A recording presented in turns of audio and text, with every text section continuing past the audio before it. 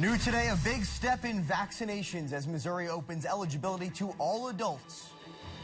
And as more people become eligible, a Southwest Missouri vaccination site broke a state vaccination record. Plus, Pfizer shooting for more shots. Why it says it's ready to vaccinate teenagers. This is KOMU 8 News at 10. Coverage you can count on. KOMU 8 News starts now. The wait is nearly over for Missourians who have been waiting months for the COVID-19 vaccine. Anyone 16 and older in Missouri is now eligible to receive it. Good evening. I'm Noah Klein. Thanks for joining us tonight. Today, KOMU 8's Caitlin Speckiter talked to some of those Missourians who have been looking forward to getting the vaccine. She's in the newsroom with what they had to say. I spoke with dozens of people today and found that the majority of them had already been vaccinated in prior phases. We know from the state dashboard that there are still millions of people looking to be vaccinated in phase 3. A vaccination event for all included in phase 3 will be held at Capitol Mall in Jefferson City tomorrow. Many Missourians are left to receive the COVID-19 vaccine have been looking to sign up for appointments but were not yet eligible. Starting today, all Missourians 16 and older can now get one. The wait has been months in coming, but many are still prepared to wait their turn to ensure that those who are higher priority were able to get their doses first. Yeah, I've tried to get the vaccine for a while now, but since I've been waiting for my phase in the process, it's been a little bit, but I want to make sure everyone else can get it first. So in the next few weeks, I hope to get the vaccine soon. For a list of upcoming vaccination locations and a look at some of the more unusual venues, visit our website, KOMU.com. In the newsroom, Caitlin Speckiter, KOMU 8 News. Okay, Caitlin, thank you very much. And as we mentioned, all Missouri adults are now eligible to get the vaccine, but there's still some of that vaccine hesitation. According to a Kaiser Family Foundation study, 31% of people say they won't get one unless it's required. This holdout could prevent the state from reaching threshold for herd immunity. 70 to 90% of the population must be vaccinated to reach that threshold. I don't know that there's a specific group. I do know that children make up 25% of our population, and so they have to be part of that discussion, that we really cannot entirely talk about herd immunity until we start vaccinating some of our younger people in the population. And the number of people who are not interested in that vaccine has stayed about the same since December. The Boone Health Department says it works to decrease access barriers to the vaccine. Earlier today, the Boone County Health Department held a vaccine clinic for bar and restaurant employees at the Blue Note. Over 220 vaccinations were given out to the service industry workers. Health officials say they were eager to give out the vaccines with a limited supply. Many recipients felt a sigh of relief and security. One restaurant employee says the vaccine rollout lets them do what they love again. It's been just a blessing. It's truly been a blessing, and it allows us to do this and reopen and serve people again. Being able to put food on plates safely again and do what we do best and love has just been so humanizing to us all. The second dose for people that receive the vaccine today will be administered on May 7th. Meanwhile, in Springfield, officials vaccinated almost 4,400 Missourians today, breaking a state record for one-dose COVID-19 vaccinations administered in one day. Today was the second day of a two-day mass vaccination site. Between yesterday and today, the site vaccinated 6,100 people. Officials say the unused doses will go to the Greene County Health Department's outreach programs, as well as other vaccination clinics. The health department says it wants to have a quarter of county residents vaccinated by next Friday. Pfizer says it is asking the FDA to give its vaccine the green light for 12 to 15-year-olds. The company made that announcement earlier this afternoon.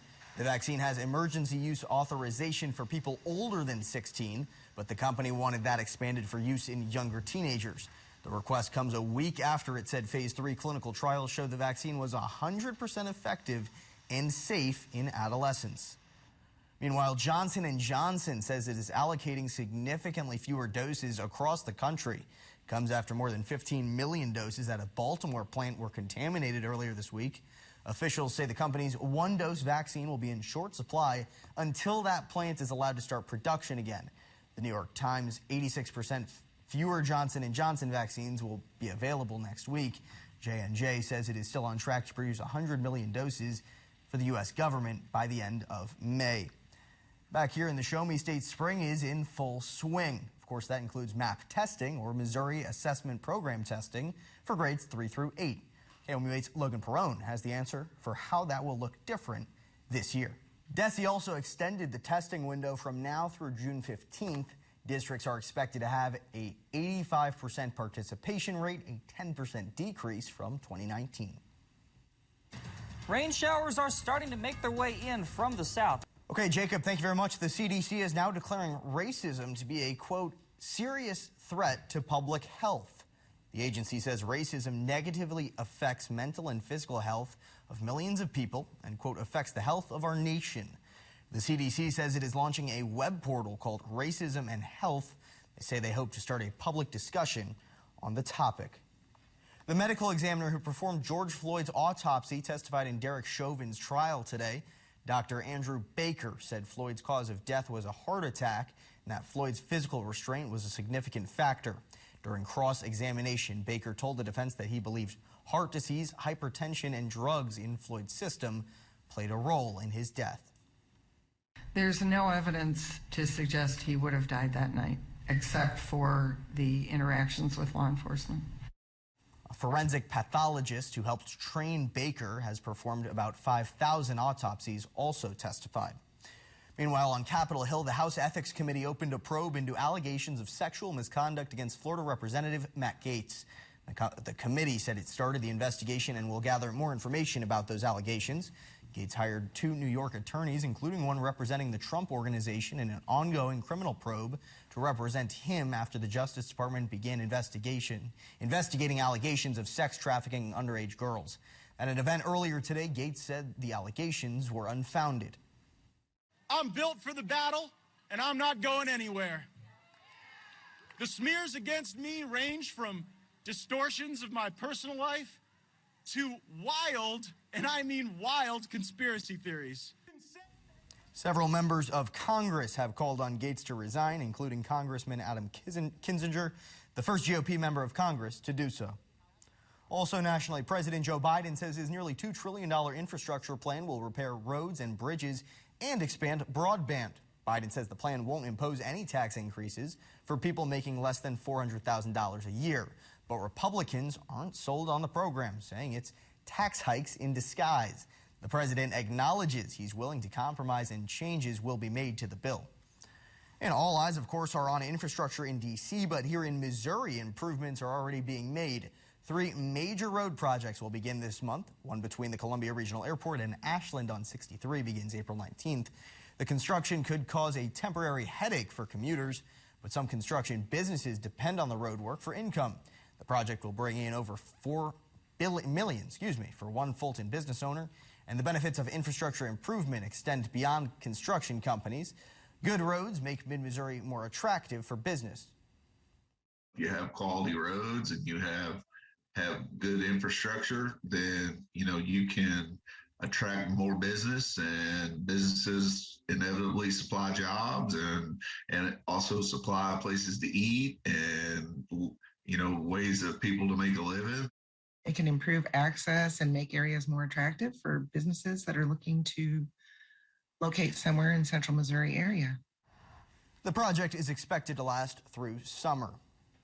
The Pulaski County Sheriff's Department says the sheriff was injured in a motorcycle accident. A Missouri State Highway Patrol crash report says Sheriff Jimmy Bench's motorcycle skidded on Rupert Road 5 miles south of Richland, throwing him from the motorcycle. In a Facebook post, the department said he was working on the motorcycle and was test driving it. He was taken to a hospital with moderate injuries. Tonight, the UK is continuing to mourn the death of Prince Philip. Ahead for us, a look at his life and legacy. Plus, a sign of a return to normal, what airlines are doing to get more people flying. Welcome back. Tonight, floral tributes are growing outside Buckingham Palace after the Queen's husband, Prince Philip, died this morning. He was 99. The bells at London's Westminster Abbey rang once per minute, 99 times to honor Prince Philip, kicking off 8 days of mourning. He was a prominent figure in the British royal family for almost 7 decades. He was consistently by his wife's side throughout her 69-year reign, the longest in British history. He spent 4 weeks in the hospital earlier this year for an infection and had to have a heart procedure, but returned to Windsor early last month. Today, world leaders reacted to his death, including President Biden. He was a heck of a guy. He, you know, it was his lifetime of service to the United Kingdom and the whole Commonwealth was visible to everybody for a long, long time. Prince Philip had previously requested there not be a state funeral for him. Rapper DMX has died at the age of 90. The three-time Grammy nominee, whose real name was Earl Simmons, suffered a heart attack last week and had been hospitalized since. His family released a statement calling him a warrior who fought to the very end. His chart-topping singles include Party Up and X Gon' Give It To You. DMX also acted in a number of movies, including Belly, Romeo Must Die, and Exit Wounds. He was open about a long struggle with substance abuse, which started when he was 14. 10:15 is your current time, and we still have rain. Welcome back. Let's talk consumer news here. Americans say they're using their latest stimulus checks to boost their savings. That's according to the New York Federal Reserve. They say Americans are putting on average about 42% of the $1,400 checks into savings. A third of the money is going toward paying off debt, and people are spending the remaining 25%, about $350. As domestic travel starts to pick up again, several major U.S. airlines are resuming hiring plans. United says it is reaching out to pilot candidates who were in the process of applying last year. It says it will also start training a new class at its flight school in the coming months. JetBlue, Spirit Airlines, and American Airlines have all either started hiring again or have plans to start later this year. A new list of best cities for first-time homebuyers is out, and 4 of the 10 top-end cities are in the Midwest. The survey from Realtor.com shows Bloomington, Illinois is at the top of the list, followed by Iowa City and Kalamazoo, Michigan. Eau Claire, Wisconsin came in at number 5.